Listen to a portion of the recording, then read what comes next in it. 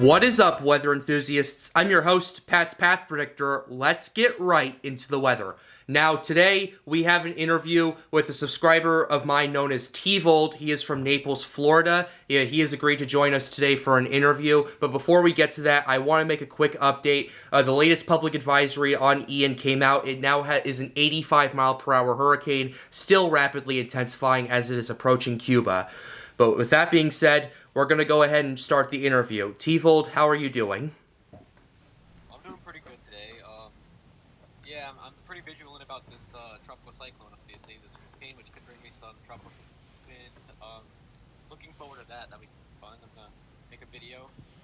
Maybe you can show it on your channel. Yeah, hopefully. All right, so let's go ahead and get right into the question. So, first of all, what is the current situation in Naples right now? I know people have been panic buying. I had an interview with Ethan earlier. We talked about this a little bit. What's the current situation? All right, so basically what's going on here is gas is almost completely gone from the gas station, running out of things like water Right. and things from the snow. So shelves are running dry, so it's gas. I don't think people are putting up shutters because the cone kind of shifted Mm-hmm. to the north. So people kind of are panicking a little bit less than they were. So after they bought everything, they didn't put up their shutters because the cone shifted north. I think that's basically what's going on here. Right. People are vigilant, but they aren't like scared, you know? Okay, that's good. Panic does not solve any problem. All right, so how bad is it expected to get in Naples? Here we're expected to get some tropical gusts, like 50, 60, 70 miles an hour. Possibly sustained at the coast, like 35, 45, maybe 50 miles an hour. Sustained, which could bring down some trees and that, you know. Okay. All right, so I know in Tampa they're taking it very seriously. They're starting to prepare.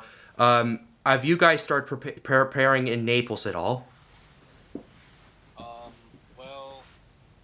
I'm not sure about downtown because I'm a little bit inland. All right. But here, I don't see any shutters up at all. But I have seen going out along gas lines, getting gas, trying to get everything. So people have been preparing, but it's mostly just been like stocking up on supplies. Right. Okay, so I'm about to ask my next question, but before we do, I want to pull up this graphic real quickly. So basically, Tampa evacuation zone 8, they have been ordered to evacuate. They're under a mandatory evacuation in Hillsborough County, and I presume Pinellas County as well. How about in Collier County, where Naples is? Have you guys started evacuating yet? I don't think anybody's evacuated. I might be wrong about that, but I haven't heard about anybody evacuating. All right. Okay. All right. My last question is how bad could the damage be? I know we talked about tropical storm force winds earlier, but how bad could they be? Could it be? Well, if you get that low-end sustained tropical wind, you could have gusts above severe thunderstorm, which obviously can damage, even bring them down in some cases. Could fall into houses, damage those. Our trees are pretty sturdy though because we had obviously major hurricane Irma. Yep. As a category 42 mile an hour gust at the airport. Yeah.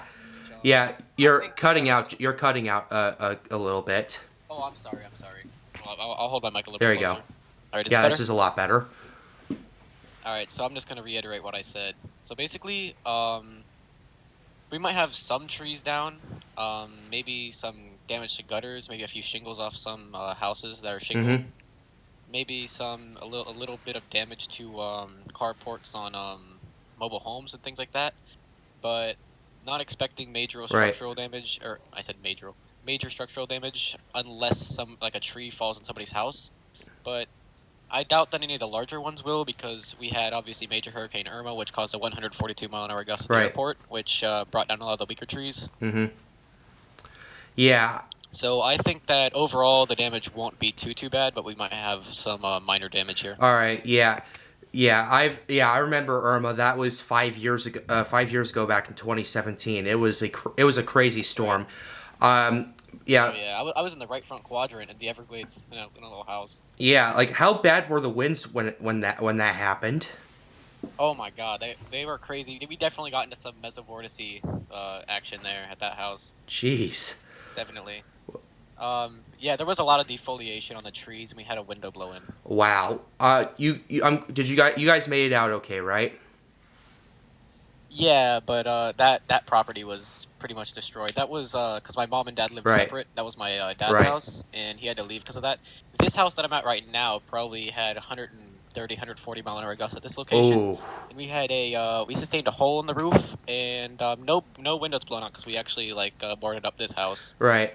But Yeah. I don't. yeah, overall we had leaks and no power for 2 weeks here, and I believe out there it was like 2 months or something because I wouldn't repair the lines or for whatever reason. Yeah.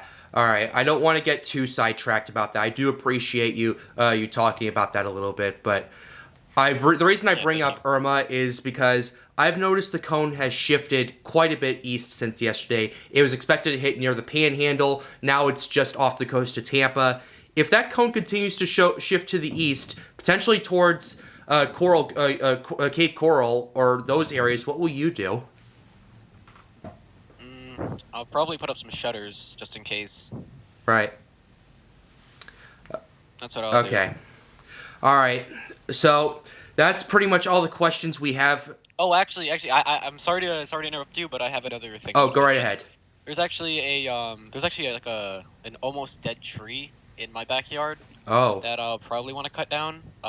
Because I have a banana tree under that, Ooh. and if it does shift eastward, what I'll do is I'll defoliate that banana tree so that it doesn't blow over, and I'll cut down that tree so it doesn't knock it over. Oh. Well, I hope you guys do that. If it's a dead tree, that could cause a lot of structural damage. Especially if you guys get in the hurricane force winds. Well, the thing about the tree is that it's not close enough to any structures in the way the wind will be Right. blowing to bring it down any structures. But what I'm worried about is if I defoliate the banana tree so it doesn't like blow in the wind so it stays up, but the tree falls on it and snaps the trunk anyways. Which would be a loss. I like that tree. Right. Yeah. All right. That banana. Yeah. All right. That's all the questions I have for you, Tvold. Guys, be sure you go check out his channel. I've watched a couple of his videos. They're all right. Tvold. I'm just joking. I think they're pretty good. Yeah. Also check out his Twitter. Link will be in the description down below. He's been posting updates on Twitter about his situation. I've been keeping tabs with him about it. So yeah, that's gonna wrap up this interview. If you're in the Tampa area watching this and you're in Zone A, evacuate. If you're anywhere south of that, keep a very close eye on that, and we will continue to do it here on the Pat's Path Predictor channel. So with that being said, we're gonna wrap up this video. Please be sure you leave a like and subscribe to the channel if you are new. Helps me out, helps me make more videos like these. The goal of this channel is to get more people engaged with weather. But with that being said, have a wonderful day. Tvold, thanks for coming on. Thank you. And stay safe.